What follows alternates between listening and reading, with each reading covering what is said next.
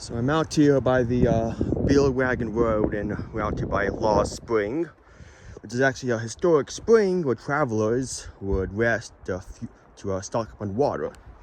Now, there's a little informational plaque here that you can pause if you want to read it. A map. Now, this is supposed to be a year-round spring, except it's dry, which is kind of sad. But it is summer, so I mean,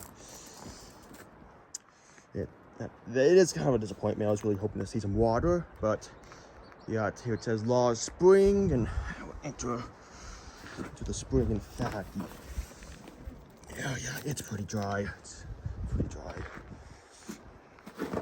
and we do have some markings from past people. So this is from 1980, it looks like it.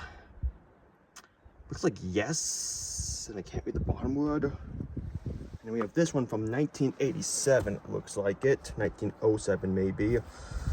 RWN, EMR, plus minus. These might be old survey markings, I bet. This one says Beale. It looks like it. And it does talk about these markings on that sign over there.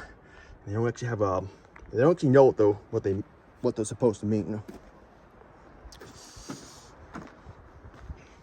And there's also been a place for Native Americans to rest and stock up on water. So I'm not sure if these are petroglyphs, at least this one here. Of course, these are more modern, but that there looks like a petroglyph. I'm just not sure what it means, of course. So it says Laws, 1962, GU Burridge. November 15th/68. So of course, markings by travelers passing through the area. And this place does seem to get a lot of visitors, like, you know, modern visitors like me, because there was a sign-in sheet at the trailhead entrance. People can sign in and visit it. See, there's just got a squirrel over there. So the Beale Wagon is a bit farther up. I'm gonna go there in a second.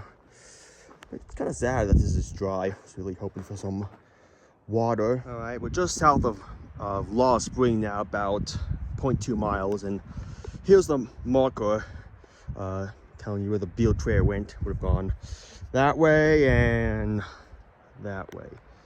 And a cool little marker, I'd say. We also got a survey disc here. Kaibab National Forest, unlawful to disturb. Established 1857 to 1859. That would, of course, be the road and not the marker. It's actually loose.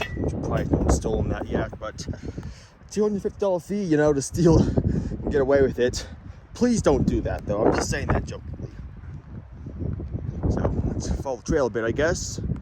Now report back. So this is Beale Wagon Road, and on the half-mile section I've walked, it's not really a road. This here is probably actually the best segment of it, in my half-mile section, but you're mostly following these cones, which are placed every 30 to 50 feet, 80 feet, I mean. And there's one over there, and they're kind of hard to find.